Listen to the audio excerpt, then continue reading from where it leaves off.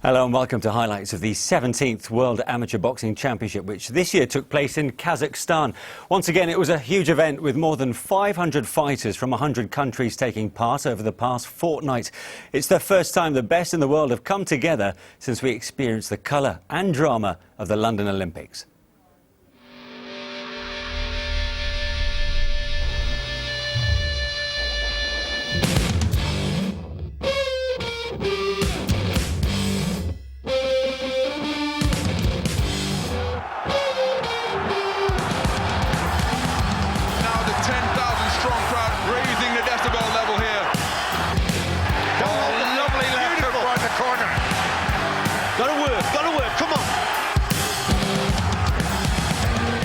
Can dig in. Do you want it? Do you want to get on that podium? Which boxer can find the moment of inspiration? Let's go, you've got to work harder. It's going to be desperately close. So utterly committed, so utterly competitive. This is going to be a nail-biting last second. What a finish! He has raised his status in world amateur boxing by leaps and bounds.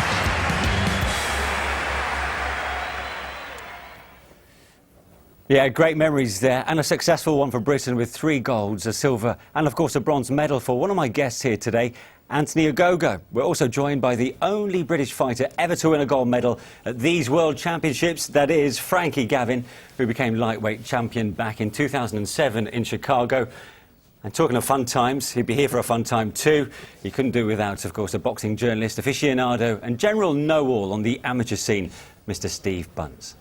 Well, Steve, welcome to all of you, first of all, of course. Steve, we mentioned the British success at the Olympics in 2012, but we can see when we reflect on the World Championship medals table, where the medals have gone, say, between 74 and 2011, the World Championships is a whole lot tougher.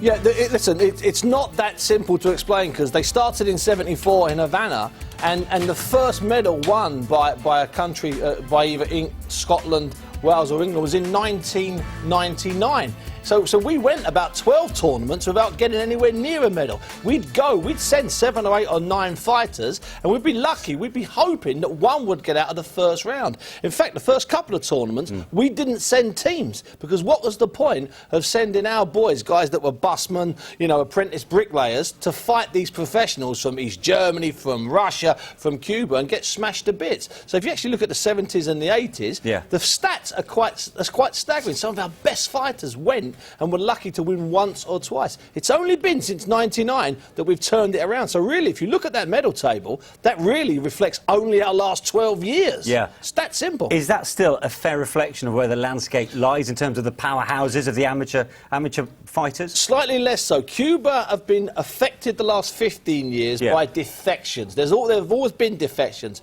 Boxing was banned by Fidel Castro in 1962. There were some defections in the 70s and the 80s. But in the last 10 or 12 years, there have been some massive defections. Big names. A guy called Guillermo Rigondeaux, he's a pro, he's untouchable at the moment. He'd still be winning world amateur titles and Olympic titles. And there's another half a dozen. So the Cubans have been hit seriously by defections. There's a lot of money in Russia, a lot of which we all know. And that's being ploughed into amateur sport, into boxing particular, plus the Uzbeks and the Kazakhs and the Ukrainians. Between those 4 and the Cubans, they're just at the top. And I'll tell you now, England/GB as a unit, we're there. We're right there. We're just looking at them.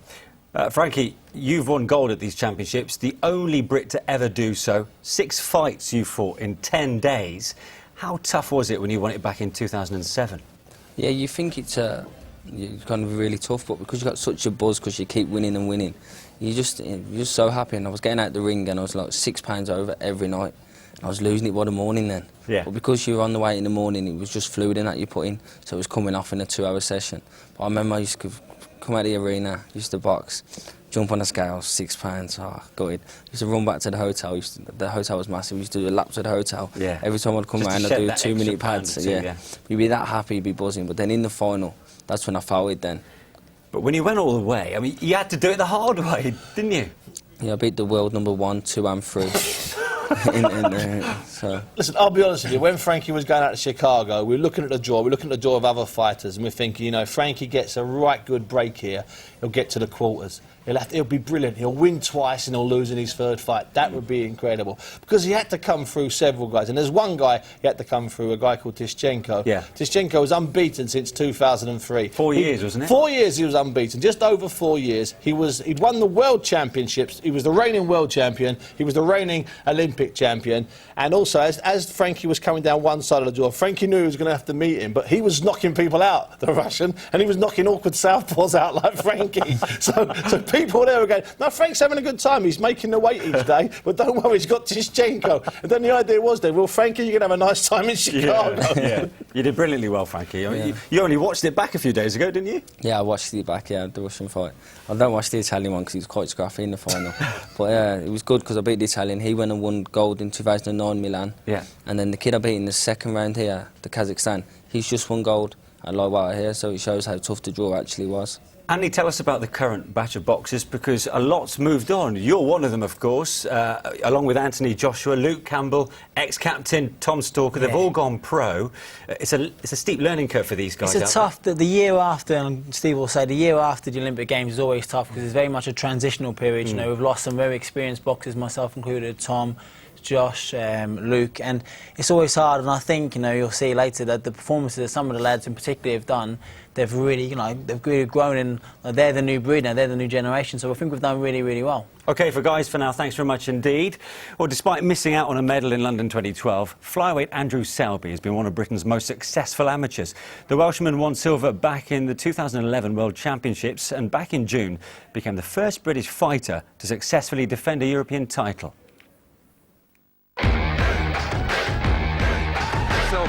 Beautiful four-punch combination. Catching the judge's eyes with those better quality shots. Such a talented boxer. Great finish, great left hand to finish it off. He's got through. Andrew Selby has done it. Andrew Selby has successfully defended his European Championship title to be crowned European champion. Andrew, last time we spoke was when you became double European champion. Tell us about life since then. Just been back in the gym, training hard, so I knew I had the World Championships coming up. I thought I'd be facing Michael Conlan again, but I'm glad he moved up a weight. Gives me a better chance to be World Champion. You're double European champion, you got silver last time. How much does it mean this time? It's everything I trained for. This is why I become a boxer, to be a World Champion, be the best I can be. And I think I got the tools in the bag to do it. Talk me through those nerves. When do they start? Is it when you wake up in the morning? Is it just when you arrive at the venue? I don't get nervous on the day. It's just when you're waiting in the change rooms to be called out, that's when I get nervous. And I was nervous now in my hotel room for this interview. I have to tell you that. But yeah, it's just when you just get called into the ring, but when you're in the ring, you're fine. When I first started boxing, I won my first fight. Now my second fight, I was telling everyone how good I was and stuff. I weren't nervous. I went on there and I got put down and I lost. So that's something I learned from. Paddy Barnes has been talking about the fact that to have 6 fights over 10 days without head guards is too tough. What's your feeling? It's good for some people, but some of people it's not. So for you, it's all been perfect fine. For me. I like it. Yeah. You get to see the shots easier. You just slip them easier, I think. So with a head guard, like, you can clip on the side and add it to your guard and your head goes back. So for you got silver last time at the Worlds. Do you think this will give you the edge? Not having the head guard, could that make the difference? Yeah. I reckon I'll become world champion within 2 days. You'll see a new world champion. He's confident, so Selby looking to get through to his second successive World Championship final then. In his semi-final, he faced Uzbekistan Yasubek Latipov in the flyweight division. Your commentary team is Olympic medalist Richie Woodall and Ronald McIntosh.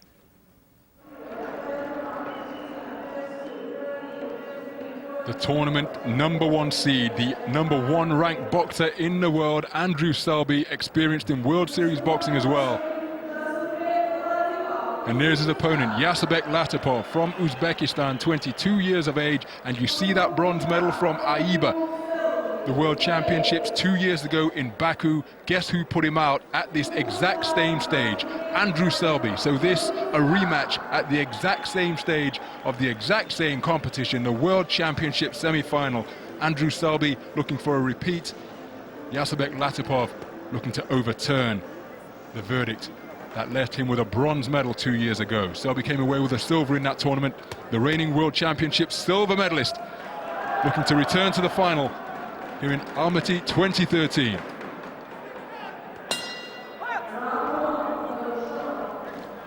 So here we go then, the first of a scheduled three-minute rounds. The men's 52 kilogram flyweight semi-final between the boxer wearing red, operating out of the southpaw stance at the moment. That's Andrew Selby, representing Wales, the tournament #1 seed, #1 ranked boxer in the world, and he's operating against a man wearing blue, boxing out of the orthodox stance, the tournament #4 seed and reigning World Championship bronze medalist, Yasabek Latipov of Uzbekistan. It's Selby onto the front foot, took a big right hand from Latipov, who's boxing effectively off the ropes. And it's a bright start by both boxers to begin this opening round. Yeah, Latipov started quite well. Andrew's got to watch out for his right hand. He's very quick with that shot. But I think the key for Andrew Selby here is the movement. Got to keep the movement going. He switches from orthodox to southpaw. He's very relaxed and comfortable with that style. Look, he's gone back to southpaw now, but it's the movement for me that's the key for victory here for Andrew Selby. Minute gone in this opening round. And the assessment you put forward of Andrew Selby being the absolute best in the world. I remember the erstwhile Welsh coach telling me that as far back as 2010. If you just look at how Andrew Selby has gone on to fulfill the immense promise that he's always had, but the run that he has been on at elite international level, well, he got through with a good right hand and long left hook. See how he adjusts his feet there. Super boxing that was from Andrew Selby. In and out. He brought his opponent onto the shot and delivered a lovely left hook as he's going backwards, adjusting his feet. That's quality and talent, that is. Supremely talented boxer. And when I asked him about making that adjustment and what clicked to enable him to fulfill his potential, and now that he's allying that ability with international experience, he said simply, well, I've started to do the weight right. And so answered in just really plain terms as he comes forward and gets through with an effective three-punch foray. But whatever he's doing, he really is fulfilling his potential and is standing as the best 52 kilogram boxer in the world. Well, the rankings reflect that. His tournament experience goes some way to reflecting that as well. Inside the final minute of this opening round, Selby switching back to southpaw at the moment. Latipov on the back foot, covering up, got through with a long right hand to the solar plexus with Latipov, but now it's Selby coming forwards and coming forward effectively as well, forcing Latipov to retreat and cover up. Tries to fight his way out of the blue corner. You see, Latipov started the round quite well, but now Andrew's starting to get into his stride a little bit more. He's moving much better, he's in and out, he's up the work rate here, Andrew Selby, and he's took definitely the second half of this round, and I think he's just moving ahead now. 10-second clapper sounds at the Palace of Sports and Culture in Almaty. Selby continuing to force his man back to the ropes. Latipov just dropped his hands before the concluding bell for that opening round. So Selby returns to his corner, receiving instruction from Lee Pullen in the ring and Paul Walmsley outside the ring. As you say, a round broken into phases. Yeah, he finished the round a lot better, Andrew. Started getting to his stride and he upped the work rate and upped the tempo a little bit. Got cool with the odd shot. That was a good shot from Latipov. Finished off with the left hook, which didn't connect. But for me, second part of that round then, Andrew started to really pour it on a little bit. Let's have a look at the judging here. 10-point must system in effect, and two of the judges favouring Selby, one of the judges favouring Latipov. A fair reflection of the opening round that we have just witnessed. You see, the judges remember the second half of the round, very important. You can win the first half of the round, lose the second half, but lose the round. And Andrew, very tactically there, finished the round very strongly. Sugar Ray Leonard, Muhammad Ali, masterful exponents of finishing the round in strong fashion. Andrew Selby doing similar to end that first round. So into the second round we go. The men's 52 kilogram flyweight semi-final. Andrew Selby, the tournament #1 seed, reigning World Championship silver medalist and two-time reigning defending European Championship gold medalist. He got through with a good right hand. Nice. Latipov responded with one of his own, but then was cuffed with a long looping right from Selby. Yasabek Latipov is a reigning World Championship bronze medalist. This a rematch from the World Championship semi-final 2 years ago in Baku, Azerbaijan. So they know one another. Latipov just 22 years of age. Selby's only 24, but has acquired a wealth of experience at elite international level. see Latipov now turning to southpaw himself, but I don't think he does that with any real effect, to be quite honest. And if anything, he'll bring him on to a right hand from Selby. That won't bother Selby one little bit. You won't confuse Andrew Selby with that style. But he's just, the thing is, he's being picked off, Latipov, and that's mainly because his feet are too slow. He's been picked off at range, so he's trying to confuse Selby with the southpaw style, but it's not working. Miles Missed out. by a country mile, and then ate a stiff right hand out of the orthodox stance from Andrew Selby. Halfway through this second round, Latipov just losing his balance, Selby on him in a flash. Snaking out an effective right hand again, Andrew Selby. You see, Selby's a rare talent, Ronald, in that he can box as well as a southpaw as he can orthodox. There's very few boxers in the world, amateur or pro, that can actually do that effectively, both styles, but he's one of them. Acquitted himself incredibly well, Selby, during the team tournament of World Series boxing, as he got through with a good right hand to the ribcage just a few moments ago. Undefeated during that longer format of boxing, no vest, no head guard, so not a new experience for him boxing without the headgear coming into this tournament, as he did it during WSB for the British Lionhearts, where he established himself as the world #1 in his weight class during that team tournament, the longer format of 5 3-minute rounds. Switch back to the 3-round duration with aplomb. Takes a good left hand from Latipov, who's now back in the orthodox stance. Hard right hand from Latipov as well. That brings about a response from Selby, and he's trying to force his man back into the corner. Yeah, just got to watch what he's doing. Just got caught with the odd shot there, so he can't afford to get complacent. Box at mid and long range. As he's walking forward, he's got to watch that he doesn't move into range too quickly and get caught with the shot as he's coming forward. So he's got to do it a little bit more behind a long range jab, straight left hand maybe. Just can't afford to get complacent here, Andrew Selby. See him turning to the referee and gesticulating with his right fist to his forehead as this, he wants the referee to watch Latipov's head. Good left hand from Latipov to end the round, and in the closing moments of that round, Latipov got through with some solid, effective punches. Yeah, he did, but I don't think he did enough to win the round. Selby started this round very well. Coming forward there, a little bit of a push there from Andrew, but started the round very well indeed. Just gets caught with a long left up there from Latipov. That was the last half a minute or so. But it'll be interesting to see which way the judges go. For me, Selby's won the second round also. So Latipov,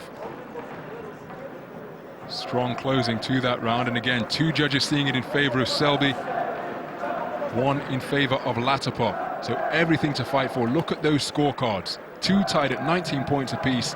Judge C giving Selby a 2-point cushion after the completed 2 rounds.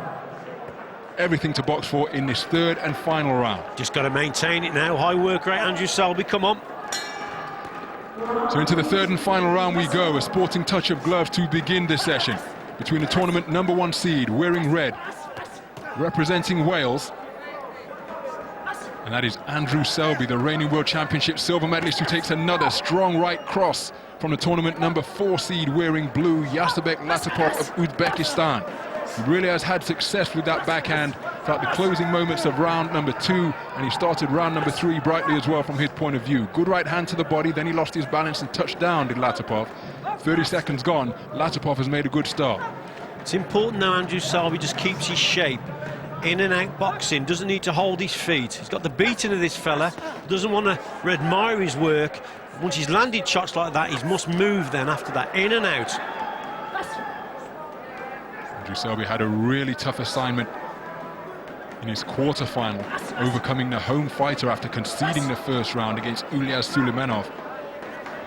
2-1, he won that in his final analysis. One of only 2 Kazakh boxers not to make the semi-final stage. That gives you an idea of how difficult his task was. Kazakhstan with a really strong team and inspired by this home crowd. They've been a really formidable force during the course of this 2013 World Championships. Selby overcame that challenge. He's got a serious puzzle in front of him now, because Latipov is boxing with confidence. That backhand has been a really profitable punch for him throughout rounds #2 and 3. But the only way he can land that shot is if Selby holds his feet and leans in after he's thrown his shot. See, that was a good shot, but then he held his feet there, so that brings Latipov back into it with the right hand. He must hit, he must move, he must go from side to side, and just don't stay in one place for 1 second. Oh, beautiful left hand from Andrew Selby. That was a quality punch there. Goes square with his feet, takes some risks, Andrew Selby, but, you know, he reacts extremely quickly. If he sees an opening, then that was an example there, shooting at that left hand. Inside the final minute of this final round, remember it was tied for 2 judges at 19 points apiece. Judge C had it 2018 in favour of Selby, so really everything to box for both of these athletes in their quest to make the gold medal bout. Andrew Selby looking to return there for the 2nd World Championships in succession. Yasabek Latipov looking for a measure of revenge after being eliminated at this very same stage by Andrew Selby 2 years ago in Baku, Azerbaijan. Inside the final 30 seconds, Latipov wings with another speculative right hand. That one didn't get through. And again, he's relying increasingly on that backhand, but Selby seeing it coming, hasn't got through with his own offence in the last few moments either. Inside the final 10 seconds, and as Ruchi's pointed out, an effective foray from either boxer could be crucial in making a difference here. Closing bell sounds to conclude round number 3. Andrew Selby feels he has done enough, sinks to his haunches, raises his right fist in celebration after a really keenly contested affair in this 52-kilogram flyweight semi-final. Yeah, Selby there, landed with a super right hand. I hope we can see the left hand that he also landed, because that was the best shot of the round. But yeah, good movement with the head. Beautiful right hand there from Selby, pushing his opponent back. For me, he's done enough to win the last round. He's won it for me, Andrew Selby. He should be into the final. So both boxers into centre ring. Anxious moments for the athletes and their corners as we await the official verdict.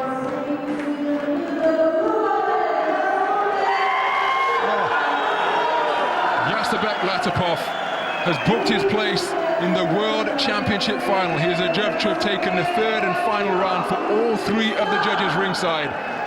And the reigning World Championship silver medalist, the reigning 2-time European champion Andrew Selby, has been eliminated at the quarter-final stage. Yasabek Latipov overturns the result from Baku, Azerbaijan 2 years ago. He has a measure of revenge, and more importantly, he's booked his place in the World Championship final. The gold medal bout at 52 kilograms. Andrew Selby, the lone Welshman through to the semi-final stage, tournament #1 seed and world rank #1, has been eliminated. Andrew, you punched the air at the end of that bout.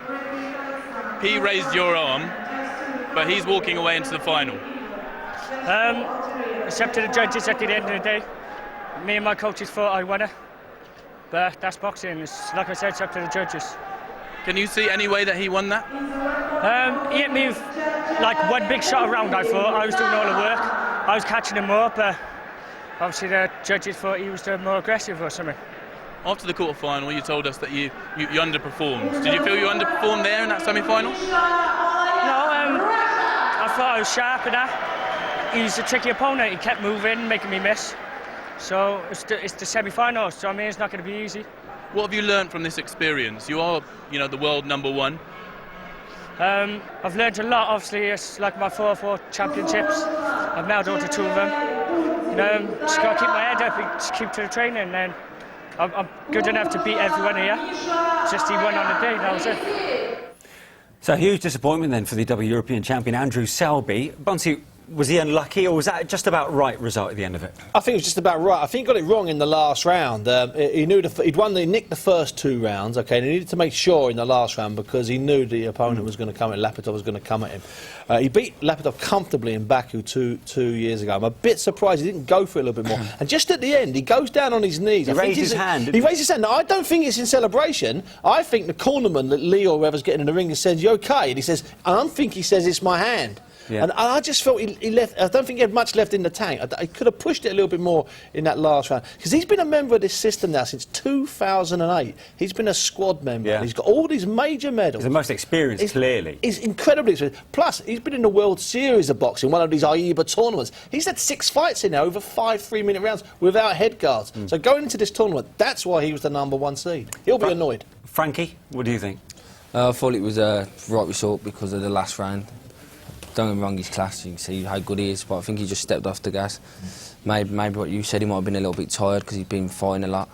But I thought it was the right shot, but the way he took it like a man. He certainly did, because he said, you know, he was there with his hands aloft just before the judges called it. He thought he had it in the bag. I've travelled the world with Selby, and he's a phenomenal talent, and I think that's the result of new scoring. I think he's getting used to the new scoring. In this new scoring, he needs to fight every second of every round. Whereas he switched off at the last minute, didn't do a lot, and I think that cost him. But what I know about Andrew Selby, he's going to go back, he's going to learn from that. The coaches who do a brilliant job of all the lads on the squad, they're going to teach him no switch off now. For the last 30 seconds, you've got to work, and if he'd have worked for the last minute, he'd have won that fight. And I think he's going to learn from that. Well, it's interesting, Anthony, you mentioned the new scoring system, because we've also got, obviously, changes to the length of rounds. One very noticeable change is no head guards. So are you a fan of that now? They've dispensed with them to fall in line with Rio. Well, I grew up in the 70s boxing when there were no head guards. Head guards came in, they were made law in '84 at the Olympics out in Los Angeles. OK, and things had to change then. Then in 1989, the computer scoring came in. So things had to change then. It was all about one single point, not getting hit. And suddenly, in one foul swoop, at this one tournament, the head guards have come off for the first time since '84, and the computer scoring's gone. It's down to a man or woman sitting at ringside scoring it 10-9 for one particular boxer. And he's absolutely right. He's hit the nail on the proverbial head. That everyone's going to have to adjust. First of all, they're going to have to get their heads out of the way for cuts. There were dozens of cuts at this tournament, and then they're going to have to work on. You've got to land more. You've got to land a lot more punches. You've got to be busier. You've got to be a little bit more like a pro if you want to get it down to the basic nuts and bolts. And that's where Selby, and he's absolutely right, that's where Selby blew it there. On the old point system, he's won that fight. He's won the first round by 3 points, the second round by 4 or 5 points, and he hasn't lost the last round by 9 points. Therefore, he's in the final. But that's not the way it works now. It's all change. Well, you know, one argument is it will turn out kind of hardened pros should they want to cross over. Are you a fan of it, Frankie, having no head guards now? I am and I ain't. I was just explaining earlier. I think because with no head guards, it's learning them more. Because when you first go into a pro ring, with no head guard, no vest, it's a big difference. 8-ounce gloves from normally fighting in 10-ounce with loads of padding to 8-ounce with bandages, what I like, plaster cast. So big difference. Yeah. So, but at the same time, because you're in 6 fights in about how many days? 10 days. With your 3 rounds, you're going all out to win. Yeah. So there's going to be loads of clashes ahead. But you've got a clear argument, Anthony, because obviously it's going to bring on cuts, and that can stop the best of boxers getting through. Of course, I'm not the biggest fan. Personally, obviously myself, I like amateur boxing being amateur boxing and pro boxing being pro boxing, and there's a difference. Whereas we saw a couple of our lads, we had Charlie Edwards, great talent, Sam Maxwell, brilliant talent. They both, got kicked out of the competition because of cuts and because of Yeah. And I think you're going to get now, you're going to get the best boxers not always winning a tournament, because some people might get frustrated and accidentally stick their head on somebody, and then they're out because of a cut. So I'm not the biggest fan of it, but it's intriguing. I know the lads are going to get back in the gym and they're going to work and learn how to fight inside and learn how to kind of get their head out of the way of trouble. All right, we'll pursue this issue a little later on. So disappointment then for Andrew, but let's see then where the medals went in that flyweight final. We join it at the beginning of the 3rd round. So into the 3rd and final round we go. It's the 52-kilogram flyweight final be contested between the reigning world champion, a man wearing blue who just got through with a good 2-punch combination, and he's Misha Aliyan from Russia, and his opponent from Uzbekistan, the tournament number 4 seed, reigning world championship bronze medalist, and that is Yasabek Latipov, the man who eliminated Andrew Selby at the semi-final stage and Ireland's Paddy Barnes at the quarter-final stage. During that contest, as Barnes tumbled to the canvas after getting tangled up, as Aliyan lands a good left hand out of that southpaw stance. Paddy Barnes actually hit his head on Latipov's knee, and then afterwards said that he suffered from blurred vision for the rest of the contest. Slowly but surely, Aliyan is just gaining control here. He's just doing enough to win this now. Latipov is so close to being a world champion here, but he's got to do a little bit more. He's waiting just a little bit too much, Latipov. He's got to start hitting the target more often and just do a little bit more work, this Uzbeki. Approaching the halfway stage, and that exchange ends with a good right hand from Aliyan. The heads bang together once again. The referee signalling time, sending Latipov to a neutral corner. And the ringside doctor being called into action once more to inspect the facial injury that is being sustained by Alain. When you're having to fight 5 and 6 times now to get to this stage, 5 times to get to this stage, should I say, you know, you are going to pick up cuts, nicks here and there without the head guard. Boxers who aren't literally used to boxing without a head guard, all your sparring's done with head guards, remember. All the tournaments before this was with head guards. So some of these boxers are actually boxing without head guards for the very first time in their lives. And inexperience has been apparent throughout the course of the championships. None of the old pro tricks of turning your head away when you're in close. So many of the boxers just lead in with their head like a bull charging out of a gate. Well, they're very, very inexperienced, aren't they, basically, boxing on the inside, and that's why we're getting all these cuts. Good left hand from Latipov. You see, that was lovely there from Latipov. Adjusts his feet and brought him onto punches. Gets caught there, though, but that's why you've got to get the timing absolutely spot on. Another close round, but the Russians just nicking it again. Increased sense of urgency from Latipov perhaps now. More untidy mauling and tangling at close quarters between the two boxers. We approach the final 30 seconds of this gold medal bout. Alain keen to retain and defend his world championship gold that he secured in hard-fought fashion over Andrew Selby 2 years ago in Baku, Azerbaijan. And the heads just continuing to clash with real ferocity. Here deep into the 3rd round. Closing 10 seconds. Can Latipov find a big finish to influence the judges? Looking for a single pot shot to catch their eye. Both men raise their arms instantly, but one has the feeling that Alain, the man wearing blue, has done enough to retain his world championship gold, despite conceding the opening round. Another close round, but Alain, for me, just outworked his opponent, to be quite honest. But not a lot in it at all. Heads clashing there. There was a couple of good shots from Latipov that went in when he adjusted those feet. But overall, I thought Alain, again, just had the better work rate. Misha Alain from Russia has retained his World Championship gold medal. Delight in the Russian blue corner, because their man, the reigning world champion from 2 years ago, has repeated his performance, boxing his way throughout the entire tournament to emerge undefeated and secure his position once again as champion of the world. So gold medal there for Russia. Meanwhile, for Britain, there was more disappointment at the semi-final stage, as the only other fighter from the home countries to make it through to the medal stage was Anthony Fowler. The Liverpool middleweight had guaranteed himself at least a bronze medal after victories over the 2nd seed from Ukraine, Dmitry Mitrofanov, and a quarter-final points win against Germany's Stefan Hartel. But the 22-year-old was forced to withdraw before his semi-final with a hand injury. And so, on the advice of his Great Britain coaches and their medical team, a disappointed Fowler reluctantly pulled out of the tournament. A world medal, a highly significant achievement, but I guess it's a case of mixed emotions right now. Yeah, definitely it's mixed emotions. Bronze is great, but I really wanted that gold with all my heart, but what can you do? I got injured, I had to pull out, I did the right thing, but bronze, I'm happy with the bronze, but obviously gold would have been better. Talk me through what actually happened with the hand. When I got the ring and I had a cut on my eye and a big bruise there. My coach was worried about that, but me, I was like, my hand's killing, and I wanted to get me wrap off my hand, bandage off my hand, and put it in ice straight away. Then I settled down, and the night it just ballooned up, big bruise, big swollen hand, and I just knew I could make a fist, but it's one of them things that the doctor said pull me out, so I had to do it. What was that moment like when you got told that you couldn't participate in the semi? It was heartbreaking, mate, heartbreaking. It was a long day, because I didn't know what I was fighting with. I could, whether they give me an injection, so it was playing my brain. It was probably frustrating, but when I got told, it broke me heart. But I knew it was the right decision deep down.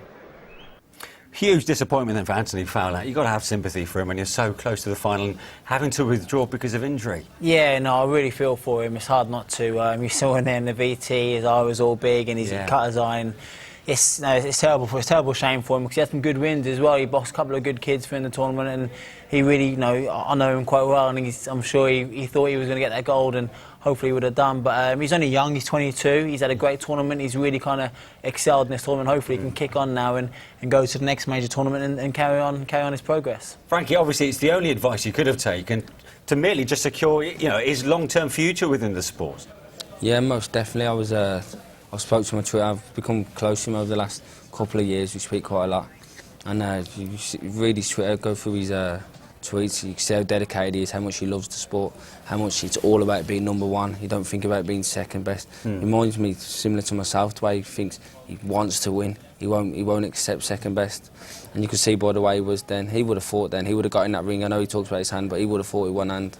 So reflecting, Steve, then on what Britain have come out from Kazakhstan with 2 bronze medals, will that be seen as disappointing or, you know, a huge success? No, I think it's positive, if you want my honest opinion. 31 Irish, Scottish, Welsh and English boxers went out there. We come back with 4 medals, two from GB boxers. It is positive, because you have to understand here, you know, Frankie won that first gold back in 2007, but we sent some of our best fighters. We keep sending some of our best fighters to these tournaments and we don't come back with anything. The fact that we're even debating is too good is quite exceptional. You know, and we had a couple of other kids crash out. Sam Maxwell got disqualified for a head clash that caused a cut. Young Charlie Edwards with a cut. Joe Joyce, the big heavyweight, hit on the chin. Fred Evans didn't quite perform. Maybe needs to rest a little bit. Olympic silver medalist. With just a little bit more luck. I know someone might be watching this saying, "Oh, a bit of luck." No, with a bit of luck in the draw, a little bit of easier luck in the draw, we could have easily come away from here with 4 or 5. With regard to Anthony Fowler, he'd fought his heart out to that stage. And he would have had to have gone against 2 good fighters to get to the medal stage. And it's a saving grace has been pulled out, because Anthony's touched on it earlier on. There's an inadequate amount of protection with the bandages that are allowed in these fights. And bangers like Fowler, and he's a banger, Fowler, don't get me wrong. If he's not careful, he's going to damage his hands irreparably. Something needs to be looked at about the bandaging. He's a banger. It's only his 2nd major tournament, and he's shown enough that he can compete on the world stage. Well, Anthony Fowler's withdrawal from the middleweight competition meant Kazakhstan fighter Zanibek Alimkhanuli had a day off as he made it through to a final. The man in the opposite corner in the final was Ireland's Jason Quigley, who since joining the senior ranks 18 months ago has now amassed 32 consecutive wins, including the European title back in June. Victory number 32 came in the semi-finals when he beat Russia's Artem Chepetorev, which ensured Ireland had their first ever World Championship finalist. Leo Mann caught up with him after making it to the gold medal bout. Put it into words what it means to get into that final. I can't put it into words. That's been my dream from day one since I started boxing. To get to a World Championships was a dream for me. To be my national champion was a dream for me. To get here, everything's a bonus. I'm taking it in my stride and I'm enjoying every minute of it. Looking ahead to the final, your opponent's had his feet up today. Is that a concern? Doesn't matter, as I says, it doesn't matter if I done a 12-round fight today. I'm going to be mentally and physically prepared tomorrow for anybody. OK, let's see then how Jason got on when he faced home crowd favourite Kazakhstan Zanibek Alimkhanuli in the middleweight final. An historic moment for the proud fighting nation of Ireland, because the boxer wearing red, operating out of the orthodox stance, Jason Quigley, the 22-year-old representative of that country, is contesting Ireland's first ever World Championship final. The European champion going up against the Asian Championships gold medalist, and that is Zanibek Alimkhanuli, 20 years of age, one of 6 Kazakhstan finalists, contesting the gold medal here in the final session. Quigley had a terrific semi-final victory over the 2010 European champion, the man from Russia, yesterday. Demonstrated every facet of boxing, went backwards for the first 2 rounds. Then, in the 3rd round, went forwards and proved superior in that facet of the sport as well. Really put Chepetorev under immense pressure throughout the course of the bout, and was a deserved winner, and that is how he booked his place into this gold medal bout. Alimkhanuli, couldn't have been easier for him, because unfortunately Anthony Fowler, and he takes a hard left hand from Alimkhanuli, and Jason Quigley is on the canvas. Going to have to get his mind right now, approaching the halfway stage, and it was a swift, straight shot that put Jason Quigley on the floor. Yeah, good shot there from the Kazakh. It's been a cagey opening, hasn't it? Quigley prefers to box on that back foot, but he's waited probably a little bit too long here. He's in against a skillful southpaw, just seized his opportunity there. So yeah, cagey opening, but Quigley's just walked onto that shot. Things are going to change now. He's recovered. It was more or less a flash knockdown, if anything. But yeah, things may change because he knows now he should be behind in this round. Well, Richie placed that caveat in there of should be behind, because the 10-point must system is in operation as Quigley takes a hard left to the solar plexus from Alim Carnley. Should be behind as he comes back with a hard right cross of his own out of that orthodox stance. But just because a knockdown has been scored, it won't necessarily be interpreted as a 10-8 round by the judges at ringside. Indeed, we've seen one boxer go on the floor during the course of this championships when Domenico Valentino was dropped, and incredibly, he was the judge to have won the round for one of the judges at ringside. So let's see how it's scored. But he won't want to take the chance, Quigley. He knows he's been down. Psychologically, he'll think he'll be behind. And that's why he's coming back in the manner that he is to close out this opening round.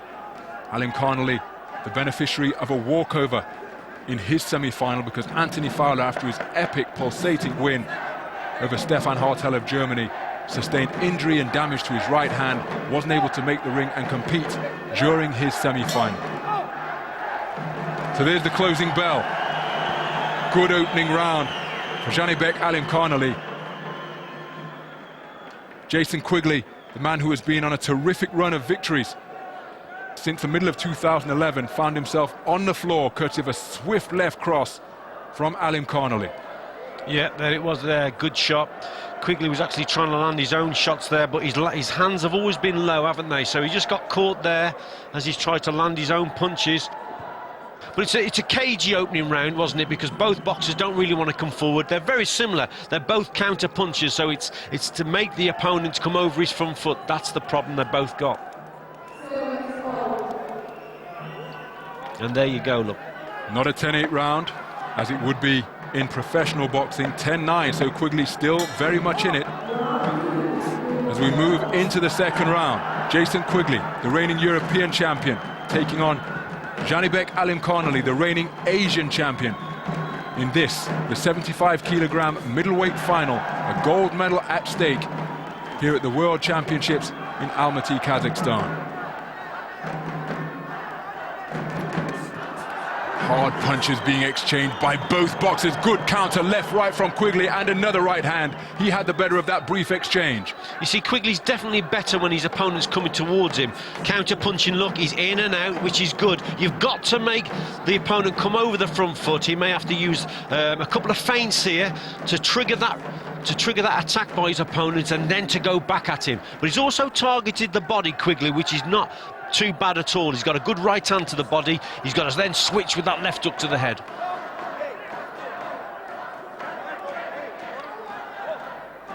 Alim Carnley just being instructed to watch the use of the forearm and elbow. Now, running repairs needed to the footwear of Alim Carnley. And this, a real quality matchup. There we see the number 5 seed. Jason Quigley, world ranked number 7, 22 years of age. Hasn't lost a contest since 2011. He lost in a multi-nations tournament in Lithuania to the Dutchman Peter Mullenberg. And since then, it's been nothing but success and victories for Quigley. He scores with a hard right hand to the solar plexus of Alim Carnley. But he's conceded the opening round here as the 22-year-old. There's that left hook, you see. Now, it's a better response from Quigley. That right hand to the body, left hook also to the head. Better boxing from him. He adjusts his feet very well, Quigley. He's got fast hands. He's just got to get the timing and the accuracy right. So beyond the halfway mark. And now it's Alim Carnley coming with left hooks out of that southpaw stance. Keeps a crisp counter right from Quigley. And both of these men engaging in hard punching exchanges right on the logo at centre ring. What a left hand from Alim Carnley once more. Quigley covering up, but he's fighting back, getting his own shots through. 3-punch combination from Quigley, and both of these boxers testing the resolve of one another as we're inside the final minute. Left hand to the midsection from Quigley. Left hand response from Alim Carnley. What is an all-action encounter in pursuit of this World Championship gold. I think when they're standing toe-to-toe like this, this will suit Quigley. He's going to be a little bit quicker off the mark, though. The opportunities are there for him to land the shots, but he's got to make sure the reactions are very quick. When he sees the opening, he's got to punch. Punch in 3s and 4s. Referee telling him to watch the head, and as the action resumes, Quigley with more success to the body before penetrating the guard of Alan Connolly. Alan Connolly tried to respond with a body shot of his own, finding a way around the back of the gloves and breaching that guard of Quigley with some arcing hooks. Right hand success for Quigley.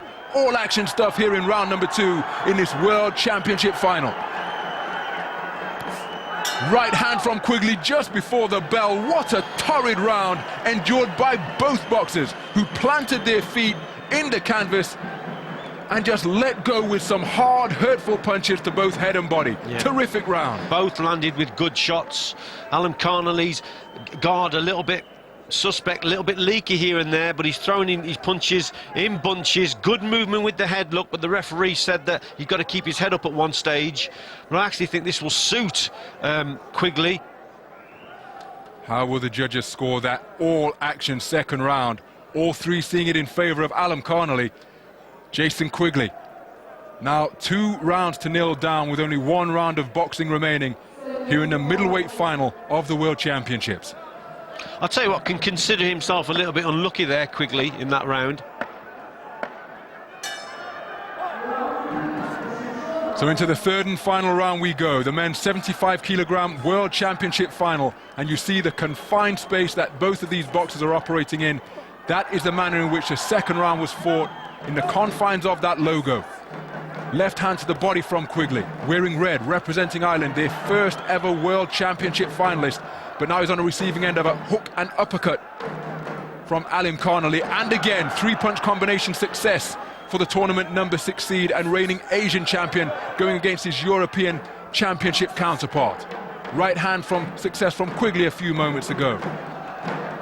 And this is a real toe-to-toe war here in the middleweight final. Right hand gets through from Quigley. We've mentioned not accustomed to losing, ships a hard left to the body out of that southpaw stance from Alan Connolly, and this is give and take here in this championship final. Well, Quigley's dragging him into this toe-to-toe battle, but the mistakes he's making, Quigley, although he's got a high guard, he's got to move the head. If you choose these tactics, head movement is absolutely crucial. That's why the head movement from his opponent is a little bit better. But Quigley, because he's static with that, with the head, then he's getting caught with shots. It's the right tactic in terms of drawing him in, but you've got to move the head as well.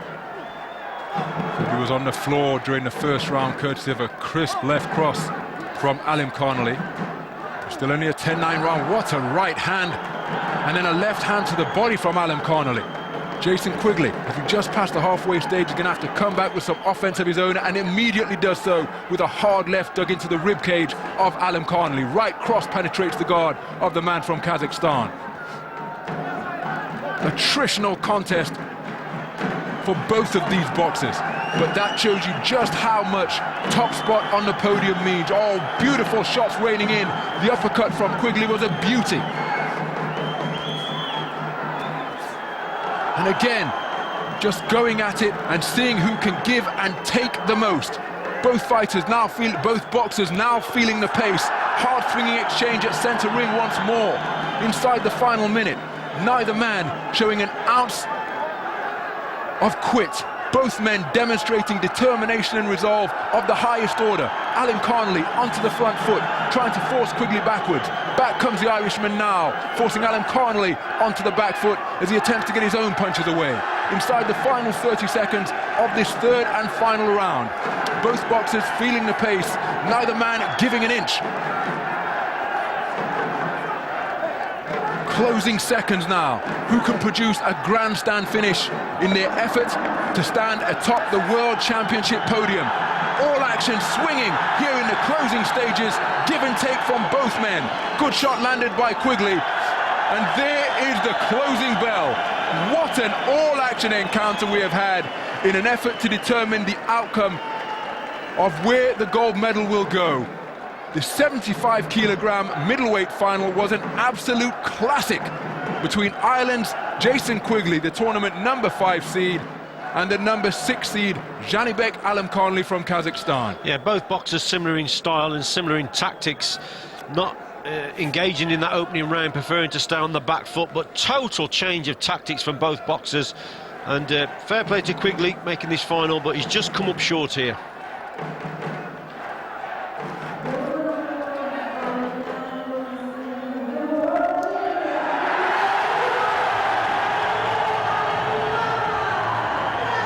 Janibek Alimkhanli is the middleweight champion of the world, the president of Kazakhstan, demonstrating his delight at the fact that his compatriot, his countryman, will stand on top spot of the medal podium after a really absorbing, exhilarating 75-kilogram middleweight final. But let's take a moment now to acknowledge Jason Quigley and the brilliant tournament that he has had, the tournament number 5 seed, securing Ireland's first ever silver medal in the World Championships. Jason, it's always disappointing to lose, but clearly you're very, very disappointed with what just happened out there. Yeah, you know, it's a tough sport, and I give my whole life to it. I put every hour I have, every minute, every second of the day into my sport, and to get to the World Senior final, I would have took the irons off you if you'd have said to me that at the start of this tournament. But got to the final, I know when I look back at things I'm going to be happy, but now I just can't take it that way. So at this moment you can't take any positives, but you will going forward, surely? Definitely, you know. If I looked at anybody who won a world silver medal, I would say, geez, they're good, or some fair play to them. But it's hard to, whenever you achieve something like that, it's hard to, it never hits home the same as you see somebody else doing it because you've actually done it. And you always want something you can't have, and I'm going to always want this gold medal, and I'll be back. Well, he may have lost, but very well done, Jason Quigley. He makes history for Ireland, their first ever silver medal at the World Championships. That was like watching a pro fight, wasn't it, Buncey? I mean, they went toe-to-toe with the first 2 minutes, or the first minute and a half of the first round, it was like we've come to expect from Eastern Bloc fighters, the Kazakh being tricky, and like we've come to expect from the Irish, because they've got a fantastic system, the best system in Europe, to be honest, even better than the GB system. But suddenly, after he gets knocked down in the first round, it then becomes a bit like watching some sort of mad Rocky film, two guys slugging. That last round, there were moments in that last round, if you slowed it down, it's where one throws a shot and goes there and misses, and Apollo Creed's over there winding up to throw another shot. That was cracking stuff, and it was a middleweight final in Almaty, Kazakhstan. What do you make of that? Frankly, I don't know what you were whispering about then, but, you know, as far as he was concerned, he came back brilliantly well, despite hitting the canvas 2 minutes in. Yeah, that's what I was saying to a minute ago. His grit, determination showed, and just the way he was at the end in his interview. I've read interviews on the interviews a lot, and he's a really likeable guy, and I think he's going to get a lot of fans from that. He's got a pro style, I think, myself, and so he's going to be fan-friendly. So I think he's got a big future ahead of him. Yeah, he's made huge improvements in the last couple of years. You know all about him, yeah. don't you? You fought him twice. Yeah, we boxed a couple of times. We hold a win over each other. Second one, fiercely, disputed, but no, he's... You've got that one. Yeah, no, I need to. But That's I know he's been having talking. But no, he's a top kid, Jason. He fought his heart out, like Frankie said. No, that was more of a flash knockdown. Yeah, it was. His feet was in the wrong place. And he kind of went down, but he got up, and it shows takes a lot of bottle, takes a lot of heart to get up and perform so valiantly over the next 2.5 rounds. I thought he did really well, and he's young. He'll come again. I think him and Anthony Fowler will have a nice few contests in the future, because it's nice to have two top middleweights from the UK and Ireland. So it's good. And is he? You know him better than I do. Can he do middleweight? Can he stay at middleweight? Do you think, or is he a sort of guy when you're with him you think he's going to go up? No, I think so. I think obviously Joe Ward, who we'll see later. He's light heavyweight. Jason Quigley's a middleweight. Anthony Fowler's middleweight. So it's good. And I think it's got a good. But I think we've always produced good middleweights from these shores. Like Darren Sutherland, Darren O'Neill, myself, James DeGale, George Goes always had good middleweights and now Anthony Fowler and Jason Quigley. So no, it looks good. The future looks really good. Yeah, it looks exciting. Well, as the boys just mentioned there, Ireland also had a guaranteed medal after light heavyweight Joe Ward made it through to the last 4 after a great win over the European champion. In the semi-final, he faced defending world champion Julio César de la Cruz from Cuba. We join it at the start of the second round. So into the second round we go. The 81-kilogram light heavyweight semi-final, placing the gold medal bout at stake and looking to return to the championship bout for the second championships in succession, is the man wearing blue, Julio Cesar de la Cruz, representing Cuba, the reigning world championship gold medalist. And he's taking on the teen sensation that is Joe Ward, just 19 years of age, but already he has garnered Continental Championships gold, and that was 2 years ago in 2011. During the European Championships in 2013, suffered a leg injury when competing against the Polish boxer Joe Ward. That was against Maciusz Trick. Then he boxed Maciusz Trick at a tournament ahead of this championships, won the contest 3-0 over in France, suffered a hand injury, and then he was drawn against Maciusz Trick during this tournament. When he saw the draw, he must have thought, well, this guy's my nemesis, I can't get past this guy without getting injured. But from his point of view, he won the contest 3-0, and that was in the second preliminary round after getting a bye in the opening round. Nikita Ivanov, the man he beat to take that European Championship gold, suffered a cut in the opening round of their contest in the quarterfinal, and that's how Joe Ward has secured his passage here. So it's Ward on the front foot. He knows that he's trailing by 1-0 after that completed round of boxing. So trying to press, gets through with a good right jab out of that southpaw stance. Very difficult to get this Cuban to come over his front foot, to make him commit. I think what Ward's got to do a little bit more of is work more with the jab. Got to get a reaction from this Cuban, got to get the feet into range, long straight jab, make this Cuban punch and then go back at him. Ward's just not doing enough with his lead hand. He's got to do a little bit more, and he's got to get the Cuban to see the Cuban's in a comfort zone the way he's working on the outside there. So Ward has got to up the work rate a little bit more. Continuing to press, continuing to pursue, but ships a hard left-right combination from de la Cruz. Ward won't be found wanting in terms of commitment or desire.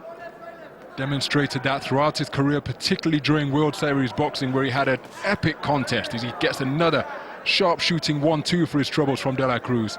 But he had a terrific contest with Abdel Hafid Ben Chabla, the number 10 seed in this tournament, who de la Cruz beat at the quarter-final stage. Gets through with a shot to the body, but then takes another snaking right hand to the head from the Cuban. Good left jab from de la Cruz. Closing seconds. Ward continuing to press, but this man is so difficult to pin down.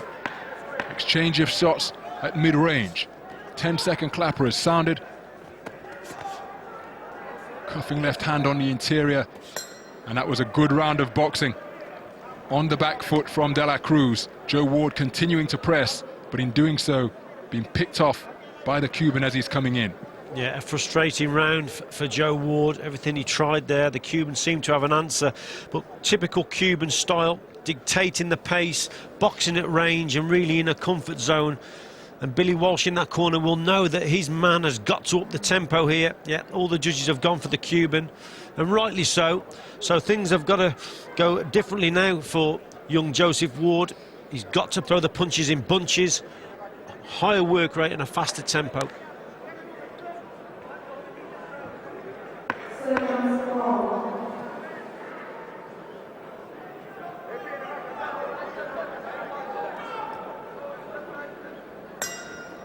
So we move into the third and final round. Ireland's Joseph Ward, the tournament number 6 seed. Just 19 years of age, staring down the barrel of elimination from this World Championship tournament at this semi-final stage, because he's trailing by 2-0 after 2 completed rounds of boxing against the reigning World Championship gold medalist. That's the man wearing blue, operating out of the orthodox stance, Julio Cesar de la Cruz. Won the opening round, and then with Joe Ward pressing during the second round, he was picked off effectively by de la Cruz, but Joe Ward now continuing to press because he has to do something. Punches in bunches, high work rate, try to pin the Cuban down if he's to book his place in the championship final. I think what's more and more evident, Ronald, in these semi-finals, at all costs you've got to win that first round. It is so important because it just literally dictates the tactics for the rest of the contest. Get your nose in front, then you've got a great chance of winning the contest. The Cubans always win that first round, so do the Kazakhs, and it's so difficult then to pull it round.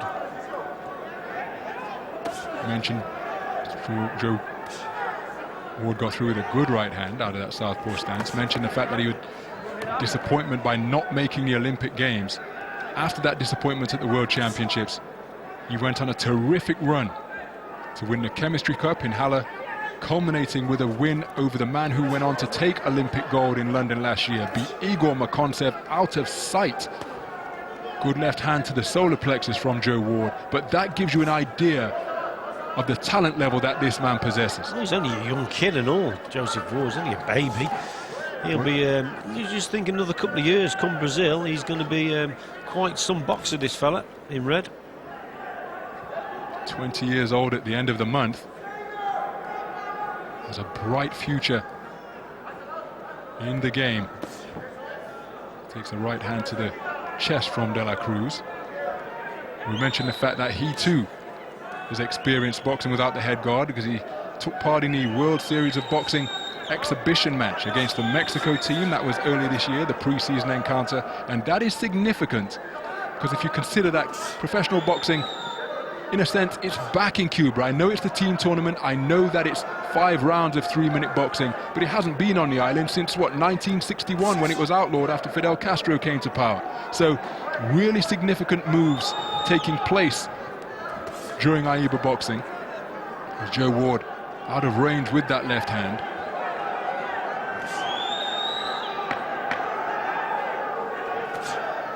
It's very difficult to get past that reach, isn't it, of the Cuban? He seems to, his arms seem to go down to his boots. Yeah, good performance from the Cuban there. Yeah, the closing bell, and immediately there was celebration from Julio Cesar De La Cruz, and the body language of Joe Ward, and indeed the resigned shake of the head over in that corner with Billy Walsh suggests that he knows his World Championships have come to an end here, as Julio Cesar De La Cruz will go on to contest his 2nd consecutive World Championship final. So we wait the official verdict.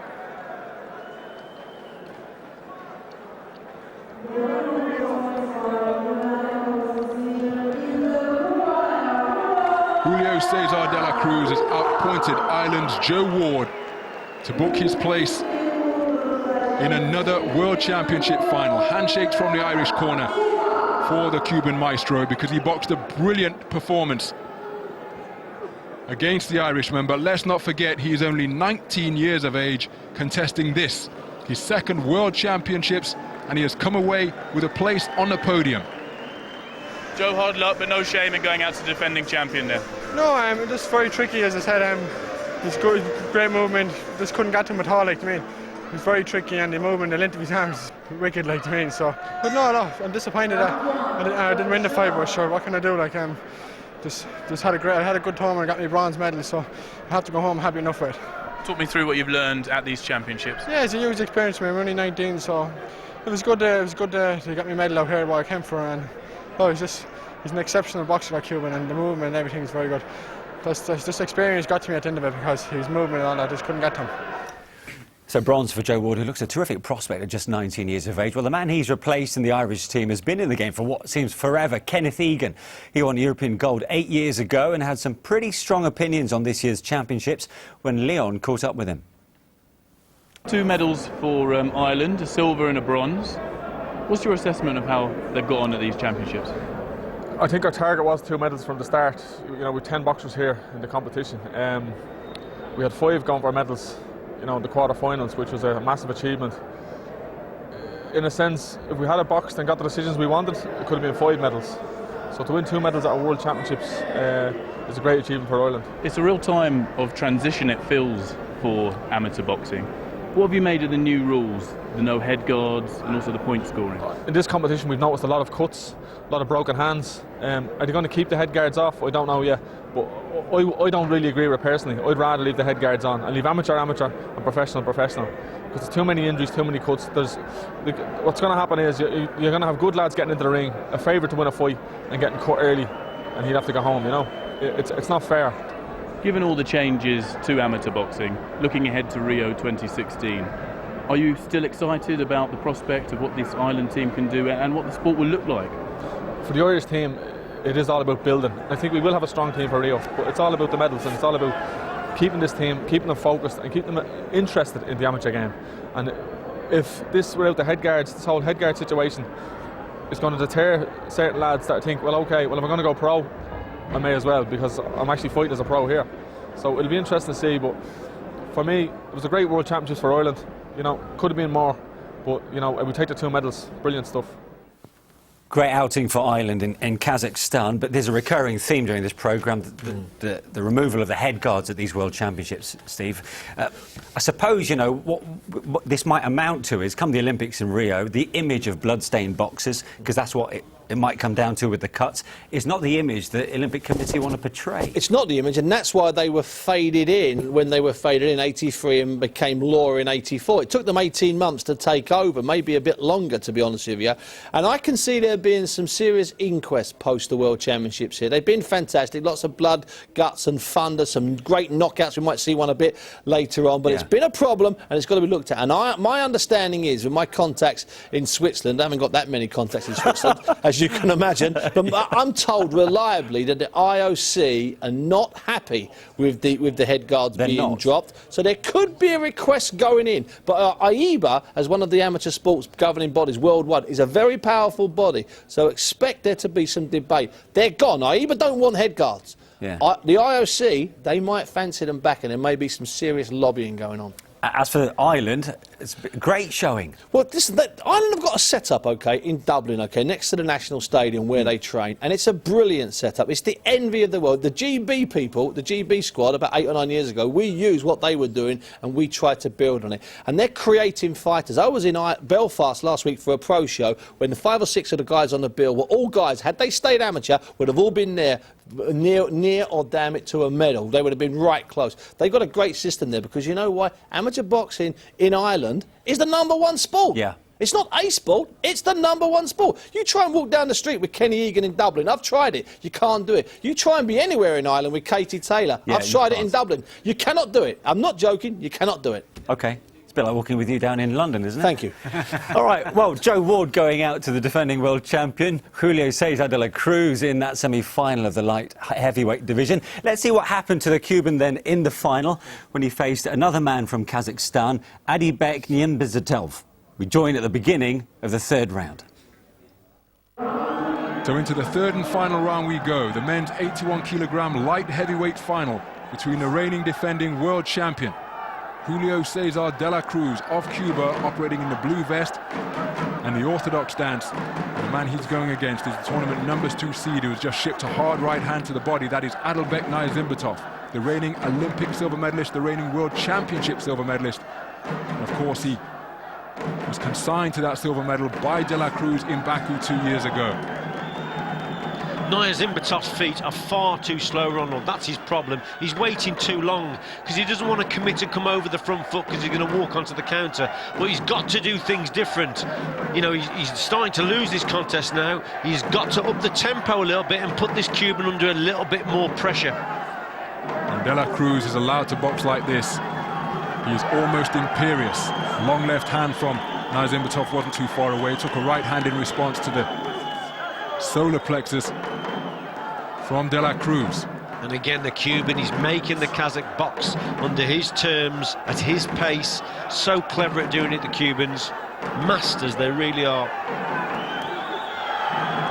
Tidy tangle just causes de la Cruz to lose that brilliant balance. Right hand from de la Cruz out of that orthodox stance. Again, just continuing to peck and poke away at the abdominals of Niazimbatov. Just keeping him off balance, not allowing him to set as we pass the halfway stage of this 3rd round. What a right hand from de la Cruz as Niazimbatov was coming in. his hands too down by his belt line on the front foot, but as he's coming in, just look at how he's being made to pay. Just being poked out with a shot that isn't particularly potent, but it's accurate. And he's keeping him occupied and will be registering in the judges' minds who are seated at ringside. Good left hand from Niyazimbatov. Niyazimbatov has got to double up the jab, and that's how you close the gap down. Double jab, left hand, most definitely with fast feet. Just single attacks aren't enough. Boxing at the Cuban's pace. Close round again, but the Cuban for me is just doing things a little bit better, finding the quality work, the odd right hand here and there, and as you've said, keeping his opponent off balance. Approaching the final 30 seconds of this gold medal bout. Cruz boxing on the back foot, moving wonderfully, laterally side to side, skipping around the rock boxing ring. The balletic grace that belies his muscular physique. See, that's where we should be working now, Niyazimbatov. Never mind holding on. It's a rare occasion when you come together, you must work. Say perhaps not experienced in that mode of boxing with this new emphasis and interpretation of the rules being implemented. De La Cruz continuing to pick his man off as the 10-second clapper has sounded. Left hand, the bell sounds immediately. De La Cruz raises his arms in anticipation of victory because he feels he has done enough to retain his World Championship gold medal against the man he beat to claim that title 2 years ago in Baku, Azerbaijan. Yeah, good display, in and out boxing from De La Cruz, but his general rhythm and the way he controlled the pace of the contest, for me, De La Cruz, I just can't see how you can give it to Niyazimbatov.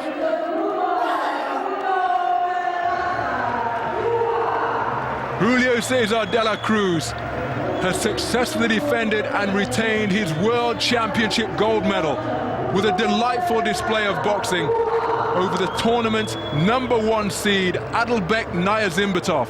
It was a battle between the tournament #1 and #2 seeds, the best two light heavyweight boxers in the world at the moment. They came together, and it was the Cuban, Julio Cesar De La Cruz, who has prevailed. So it's the world champ who wins it again, and Cuba may be the country which will always be historically associated with amateur boxing. But out in Kazakhstan, it was the home nation proving they were the ones to beat, with 8 boxers making it through to the last 4 and 6 in the finals. So with all the local success, we thought we'd send our man, Leon Man, out into the host city of Almaty.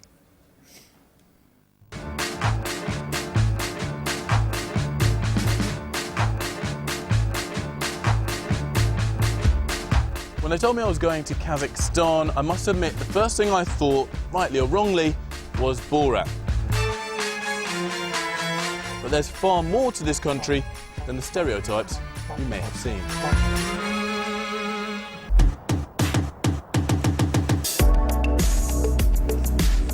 Today, the city of Almaty is as much about shopping malls as it is about market stalls.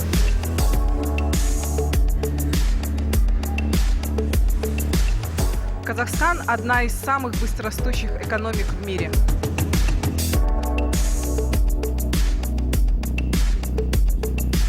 У нас в Казахстане находится первый и самый большой в мире космодром – Байконур.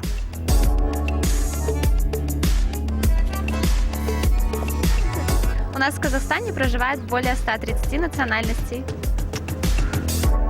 And boy, is this country big. You can fit France, Finland, Spain, Germany, Italy, Sweden and the UK all into Kazakhstan.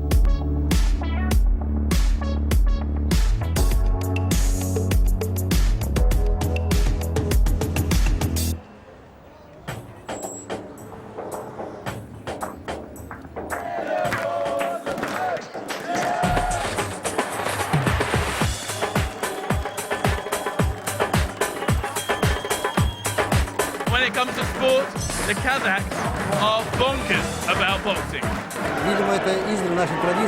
It's a tradition. I think Kazakhs love boxing because it comes from our ancient roots, where our people were really strong in fighting. For example, in the Tatar-Mongolian wars, we were trying to win these wars.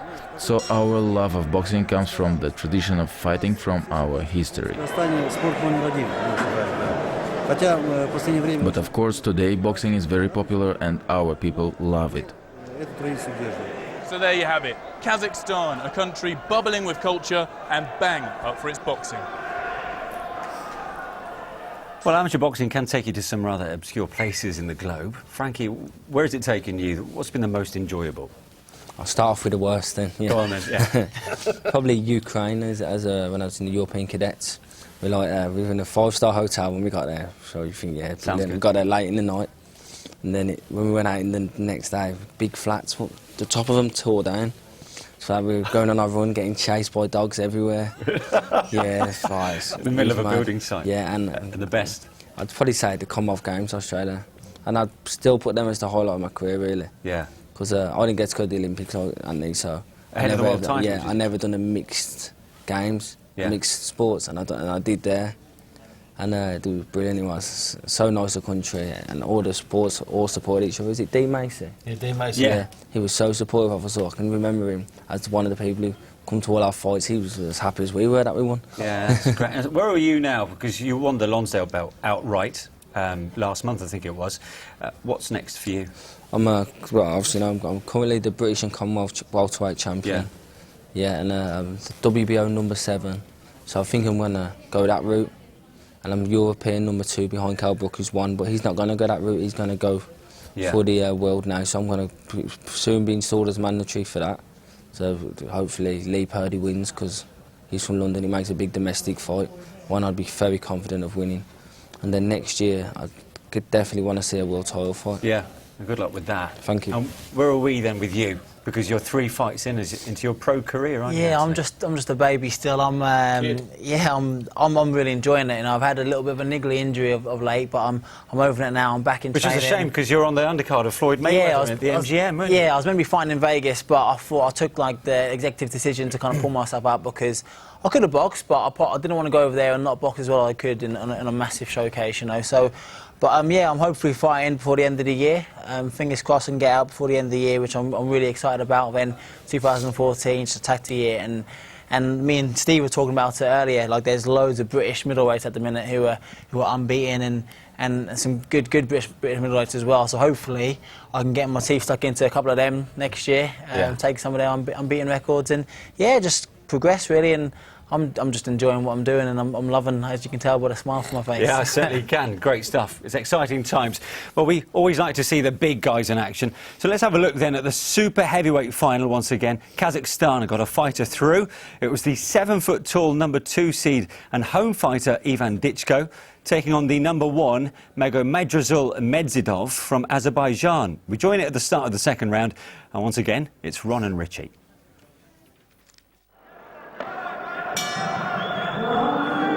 As we move into the second round of the super heavyweight final, 91 kilograms plus, and the boxer wearing red is the reigning defending world championship gold medalist. He had the privilege of taking world championship gold in front of his home fans 2 years ago when it was in Baku, Azerbaijan.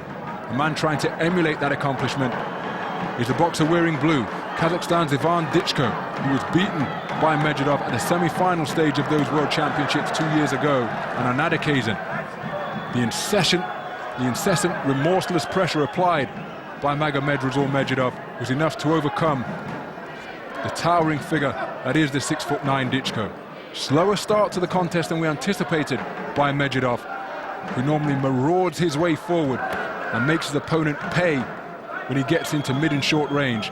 Wasn't able to employ that type of tactic, and instead is being kept on the end of a peppering jab from the rangy figure from Kazakhstan. Just over a minute gone in this second round. Perfect tactics again from the Kazakhs. Winning the opening round again is the priority, and that then dictates the tactics for Medvedev to come forward. Good right hand got through from Medvedev a few moments ago. You see Dichko attempting the right uppercut that you were referring to try and keep Medvedev at bay. You see, Medvedev isn't boxing at the same intensity as he did against Camarelli. And that's because he's had a hard, long tournament. So you've got to be so fit, Ronald, to win this gold medal. You've got to have a bit of luck here and there in terms of luck. Dichko's had the luck in terms of meeting the German in the semi, box nice and easy, much easier contest.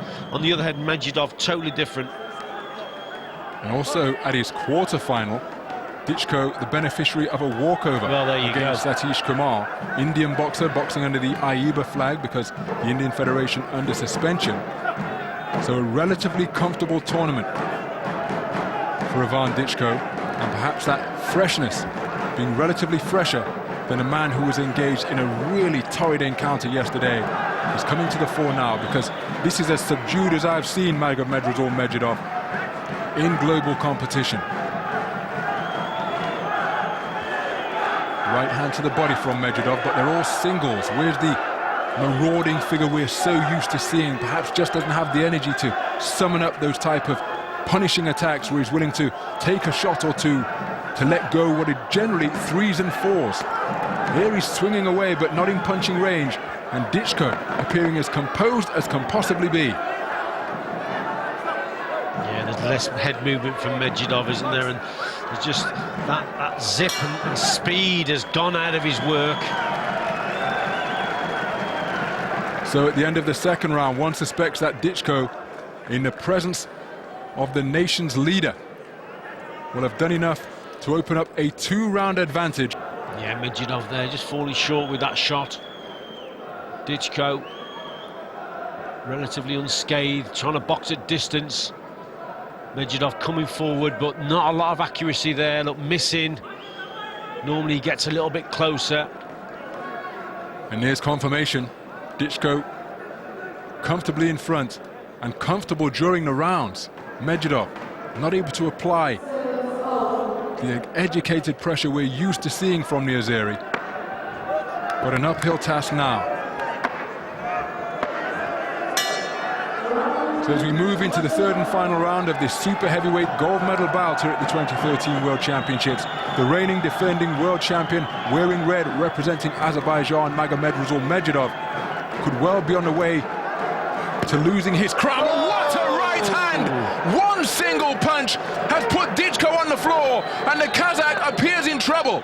He's on rubbery legs. The referee issuing the mandatory 8 count, and that is the danger when you face this man. And look at all of a sudden, Medvedov again lands a haymaker of a right hand, and then lets out a roar of delight because Ivan Ditchko has been knocked to the canvas and appears to be in pretty bad condition. The referee immediately called the ringside doctor into the ring, and let's hope that Ivan Ditchko is okay. Still doesn't know where he is, and it's a walk on rubbery legs back to his blue corner, aided by the doctor. What a defending champion's result and performance that is for this fella.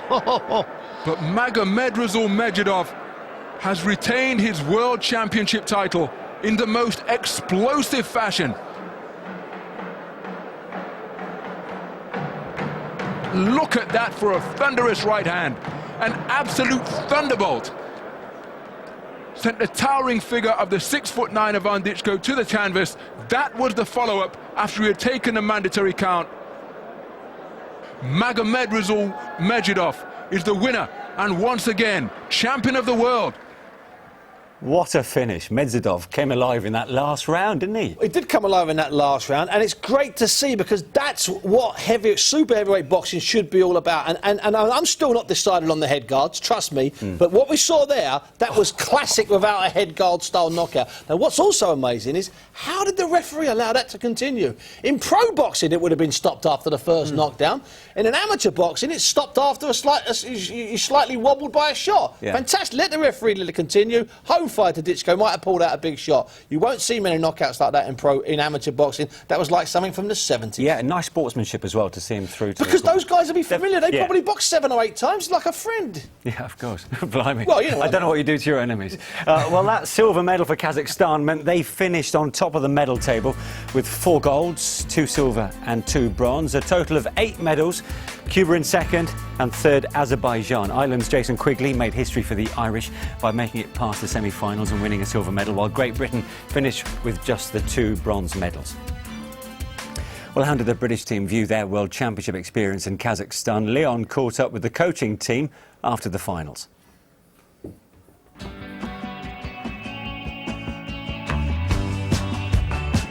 A young team coming into these championships are relatively inexperienced, but at the end of the day, coming away with 2 medals at one of the toughest tournaments in the world, you'd take that before we got on the plane to come out here. So yeah, there's a lot of positives to take forward from here now. What have you made of the new rules in terms of no head guards and the point scoring system? You've got a generation of boxers that haven't boxed with head guards, and not only the boxers but the referees will take time to adjust.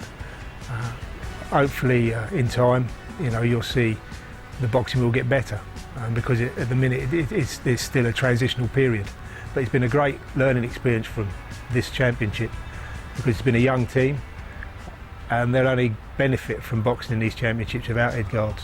And like they know now that if it's this the way it's going to be, they'll be even better prepared next time. If you look at Anthony Fowler, it's his first World Championships, and he's been a revelation. So that shows the other boxers as well that what can be done in your first elite championship. It is possible to come here and get a medal. How have the guys handled some of the low points? As a team, the lads have all got round. Like Andrew Selby yesterday, the lads, they all supported him, and same with Anthony Fowler, because there was a big disappointment there for us because of his injury. But it's a happy team, and they live with each other, for a long time. So yeah, it's a good team spirit. And that's how sort of they get over disappointment. It looks good for Rio, We're in a much better position than we was a few years back. So, and coming away from this championships with 2 medals is a great performance, really, because it's an inexperienced team. Because we lost all our big guns, post London. So, yeah, if things are looking good for the future, and come Rio, I think we're going to have a strong squad. So 2 medals for Great Britain then, that's 2 more than the equivalent World Championships after Beijing, so that puts us in a good place, doesn't it? It puts us in a good place, and there's an awful lot of boys there. There were boys in the GB system, there were boys attached to Scotland, boys attached to Wales. I would say that McCracken and the boys, some of the guys there, the coaches, they're a great group of men. They'll sit down and they'll look at the 20 or 30 boxers inside the GB system, and they'll narrow it down in their heads to about 15. So it's still got to be narrowed down to 10. That's a solid team going ahead, if we can keep them. It's that simple. No matter how much money we're throwing at them, it's still hard to keep them. Of course, not that long ago, you were on the other side of the line. Now you're looking in along with Frankie. Who should we be looking out for in terms of development over the next year or 2? Personally, I'm looking forward to seeing Sam Maxwell. His championship. He's a talent from Liverpool, really, isn't he? Yeah, great talent. Really lovely lad as well. His tournament was cut short because of the head qualification in the headbutt, and I'm looking forward to seeing him. He's a mature lad. He's really talented. But like I said, I've been lucky enough to work with those coaches we saw just then, and Lee Pullen, Dave Alloway, all headed up by Rob McCracken. Those lads. They've got the best coaches in the world looking after them, and I really believe, if they knuckle down hard, they can go on and surpass what we did in Rio. In Rio, we can surpass what we did in London. Frankie, still our only world champion, I must emphasise. Who should we be looking at? Anthony Fowler, definitely, in my opinion. You've got to remember, he's only just moved up to middleweight. I remember a couple of months ago, I was walking around at 72, 73, so he's not a middleweight, really. So by Rio, he will be, and a bit biased, but there's an amateur from my own gym, Corey Gibbs, he's really good, and he's a lightweight. He's had something like 67, lost 3, and he'll be one to watch out for Rio, definitely. Great stuff. We're going to have to leave it there, Steve. I know you were just about to give us your tuppence worth. We'll leave it there. Thanks very much to all our 3 guests, OK? To Frankie, to Anthony, and to Steve Bunce. So 2 bronze medal signals an encouraging return for Britain in Kazakhstan. But after 7 bronze medals, Jason Quigley picks up Ireland's first ever silver at the World Championships. For the Irish, the Bronze Age is over. From all of us, goodbye.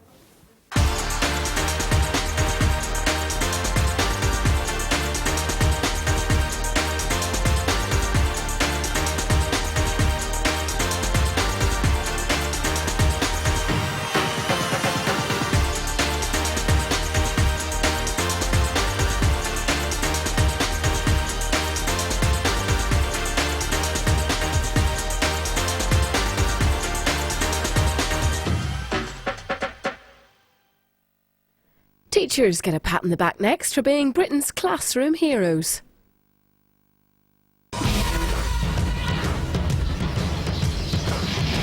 Rugby League World Cup action next weekend. England take on Ireland in their second Group A match of the tournament. Live coverage Sunday afternoon from 2 on BBC.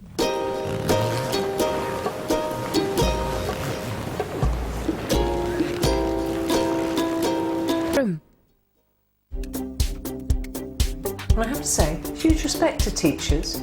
You're all absolutely fabulous. Thank you so much for teaching our youth, preparing them for tomorrow. All the work that you do is spectacular, and each one of you guys are winners. It's fantastic to be here. It's such great awards, so good luck to everybody. It's lovely that school teachers are being awarded and admired. It's a real honour to be here in the Theatre Royal in Drury Lane in London. It just seemed incredible. It's very nerve-wracking actually, because I feel like I've got all the school behind me and I want to do really well for the school. Teaching is the most enjoyable, most rewarding, most challenging profession in the world. Very excited to be here. It's back to school for me, Hogwarts, to present this award to an outstanding primary school teacher. And find out which outstanding new teacher I'll be giving out this award to.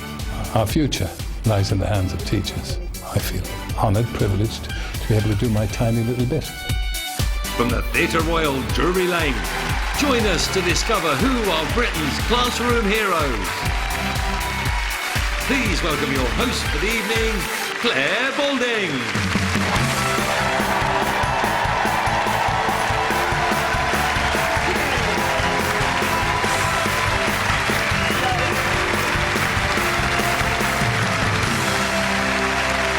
Thank you so much and welcome to Britain's Classroom Heroes, where tonight we discover who has won the prestigious 2013 Teaching Awards supported by Pearson UK. And I'm delighted to be back again amongst so many stars of the teaching profession, because everyone here is a classroom hero in their own way.